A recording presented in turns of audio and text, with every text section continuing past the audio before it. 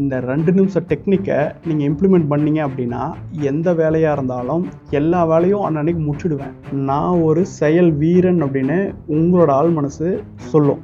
மாறினது உங்கள் பழக்கம் மட்டும் இல்லை, உங்கள் வாழ்க்கை மட்டும் இல்லை, உங்களோட அடையாளமே மாறுது. உடனே ஈர்ப்பு விதியில் சொல்லுவாங்க, The Seventh Sense. இதோ இந்த மண்வெட்டியை பாருங்க, இந்த மண் அள்ளி அந்த பக்கம் போடணும். உங்களால் முடியுமா? கண்டிப்பாக முடியும்னு சொல்லுவீங்க. ஈஸியாக தூக்கி போட்டுருவோன்னு சொல்லுவீங்க. சரி, இப்போ கொஞ்சம் பாருங்க, இப்போவும் இதே வேலையை உங்களால் செய்ய முடியுமா? அதாவது இந்த மண்ணை பூராவும் தூக்கி அந்த பக்கம் போட முடியுமா? என்னடா அப்படியே கொஞ்சமாக மண்ணு காமிச்சிட்ட, இப்போ என்னடா பெரிய மலை மாதிரி இருக்குதுன்னு பார்க்குறீங்களா? கொஞ்ச நேரத்துக்கு முன்னாடி ஈஸியாக தெரிஞ்ச வேலை இப்போ உங்களோட மனசு ரொம்ப கஷ்டமாக ஃபீல் பண்ண ஆரம்பிச்சிருச்சு இல்லையா?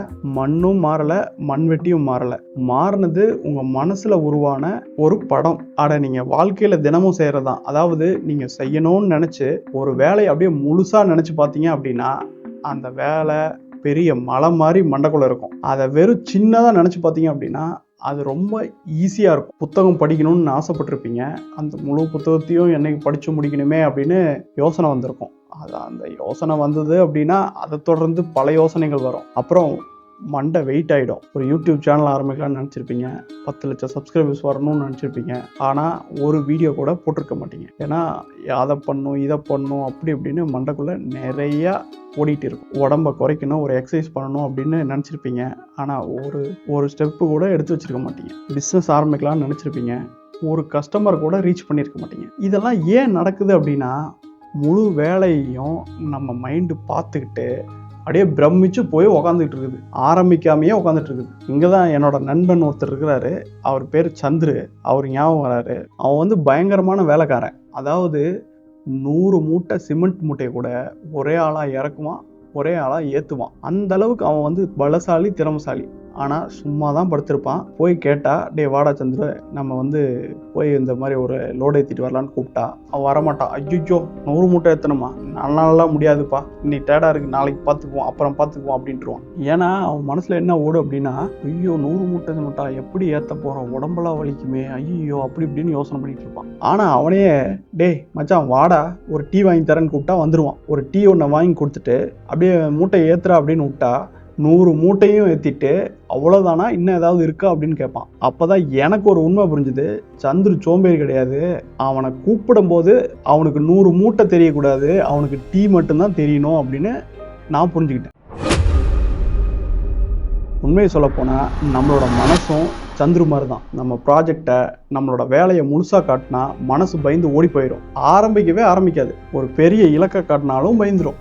இது ஏன் அப்படின்னு தெரிஞ்சுக்கணும் அப்படின்னா, நம்மளோட ஆள் மனசு அப்படின்றது சாஃப்ட்வேர் மாதிரி. அது எந்த ஹார்ட்வேரில் இயங்குது அப்படின்னு கேட்டால் மூளை அப்படின்ற ஹார்ட்வேரில் இயங்குது. இந்த மூளையோட வேலை உங்களை பாதுகாத்து பத்திரமா வச்சுருக்கிறது தான். அதுக்கு என்ன பண்ணும் அப்படின்னா, அதுக்கு அதிக ஆற்றலை செலவு பண்ணாது. அதாவது அதிகமாக ரத்தம் யோசனை பண்ணணும் அப்படின்னா அதிகமாக ரத்தம் போகணும், குளுக்கோஸ் சேவ்டு எனர்ஜி இருக்கு இல்லையா, அந்த எனர்ஜி செலவு பண்ணும், அதிக ஆற்றலை செலவு பண்ணும். அதனால இந்த ஆற்றலை சேமிக்கணும், ஆற்றலை கம்மியாக செலவு பண்ணணும் அப்படிங்கிறது தான் மூளையோட கோல். உங்களை ஜெயிக்க வைக்கணுன்றதெல்லாம் மூளையோட கோல் கிடையாது. அதாவது எல்லாத்துக்குமே ஆற்றலை கம்மியாக செலவு பண்ணணும் அப்படிங்கிறது தான் இந்த மூளை எப்பவுமே இப்படி தான் செயல்படும். அதனால தான் நம்ம மூளை பெரிய வேலை அப்படின்னு பார்த்த உடனே ஐயோ ஏதோ பெரிய ஆபத்து வந்துருச்சு அப்படின்னு நினச்சிக்கும். சரி, இது எப்படி சார்ட் அவுட் பண்ணலான்னு அதுவே டிஃபால்ட்டாக கொஞ்ச நேரம் கழிச்சு பார்த்துக்கலாம், அப்புறம் நாளைக்கு பார்த்துக்கலாம் அப்படின்னு தள்ளி வச்சுட்டு உங்களை அப்படியே பாதுகாத்துறது.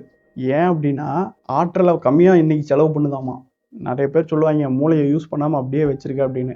மூளையே அப்படி தான் இயங்கிட்டு இருக்குது, ரொம்ப நம்மலாம் யூஸ் பண்ணிடக்கூடாது அப்படின்னு இயங்கிட்டு இருக்குது. அதனால ஒரு வருஷத்தை வேலையை கட்டக்கூடாது, ஒரு 2 மணி நேரத்து வேலை 3 மணி நேரத்து வேலைகள்லாம் கட்டக்கூடாது.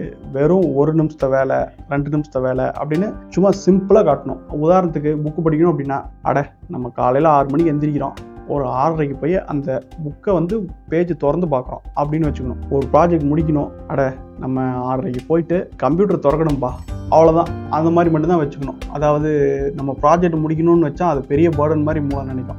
போய் கம்ப்யூட்டர் திறக்கணும் அப்படின்னு நினச்சா போய் உட்காந்து திறந்துருவோம். அப்புறம் நம்மளே வேலையை முடிச்சிடும்னு வச்சுக்கோங்க. 2 நிமிஷம் வேலை பண்ணுவோம் அப்படின்னு போவோம், 2 மணி நேரம் கூட வேலை பார்ப்போம். அதெல்லாம் நடந்தால் நம்மளுக்கும் நல்லது தான். புதுசாக ஒரு பழக்கத்தை நம்ம கற்றுக்கும் போது வெறும் ஒரு 2 நிமிஷம் மட்டும் அதை பண்ணோம் அப்படின்னா நம்மளால் புது பழக்கத்தை வந்து ஈஸியாக ஆரம்பிக்க முடியும். அதே வந்து ஏற்கனவே ஒரு பழக்கம் இருக்குது, டெய்லி 11:30 டீ குடிப்போம்பா, அட கையை கால் நீட்டி ஒரு வார்ம் அப் எக்ஸசைஸ் ஒரு 5 நிமிஷம் டீ குடிச்சதுக்கப்புறம் பண்ணணும் அப்படின்னு பழைய பழக்கத்தோட மெர்ஜ் பண்ணீங்க அப்படின்னா புது பழக்கத்தையும் உங்களால் உருவாக்கி கொள்ள முடியும். இந்த 2 நிமிஷம் அப்படின்றது வெறும் அந்த வேலையை முடிக்கிறதுக்காக மட்டும் இல்லை, உங்கள் மேலே உங்களுக்கே ஒரு நம்பிக்கை இருக்கு இல்லையா, அந்த நம்பிக்கையை மாற்றுறதுக்காக.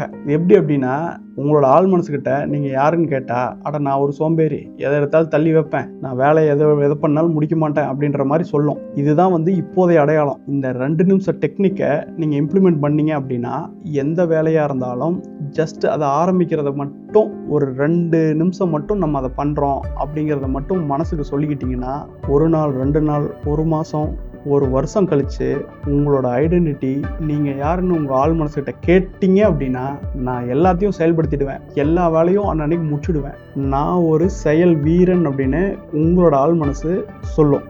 மாறினது உங்கள் பழக்கம் மட்டும் இல்லை, உங்கள் வாழ்க்கை மட்டும் இல்லை, உங்களோட அடையாளமே மாறுது. உடனே ஈர்ப்பு விதியில் சொல்லுவாங்க, நீங்கள் கடைசியாக அடைய போகிற இலக்கை மட்டும் பாருங்கள், இதெல்லாம் நினைக்காதீங்க அப்படிம்பாங்க. இலக்கை பாருங்கள், விசுவலைசேஷன் பண்ணுங்கள், கனவு காணுங்க. கண்ணால் இலக்கை பார்க்கணும், கால் வந்து அடுத்த அடியை எடுத்து வைக்கணும் இல்லையா, எடுத்து வைக்காமையே இருந்துகிட்டு இருந்தோம் அப்படின்னா நம்மளால் அந்த இலக்கை அடைய முடியாது. அந்த அடுத்த அடியை எடுத்து வைக்கிறதுக்கு இந்த டெக்னிக் சூப்பராக யூஸ் ஆகும். இந்த பெரிய பெரிய வெற்றிகள்லாம் இருக்கு இல்லையா, அதெல்லாம் பெரிய செயல்களால் உருவாகலை, தினசரியாக பண்ணிட்டு இருக்கிற சின்ன சின்ன செயல்பாட்டுனால தான் அந்த பெரிய வெற்றிகள் எல்லாமே சாத்தியமாயிருக்கு. இந்த மாதிரி ஆட்களுக்கு பிரபஞ்சம் கதவை திறக்காது, கதவையே கழட்டி போட்டுரும். அதாவது அந்த சக்தி தங்கு தடை இல்லாமல் வரும். ஏன்னா பிரபஞ்சம் செயல்களை மதிக்கும், நகர்ற மனிதர்களை மதிக்கும். அதனால இந்த வீடியோ முடிஞ்ச உடனே நீங்கள் மலையை பார்க்காதீங்க, அந்த மண்வெட்டியை மட்டும் பாருங்கள், அடுத்த 2 நிமிஷத்தை மட்டும் பாருங்கள். அங்கே தான் உங்களோட புதிய வாழ்க்கை அப்படின்றது ஆரம்பிக்குது.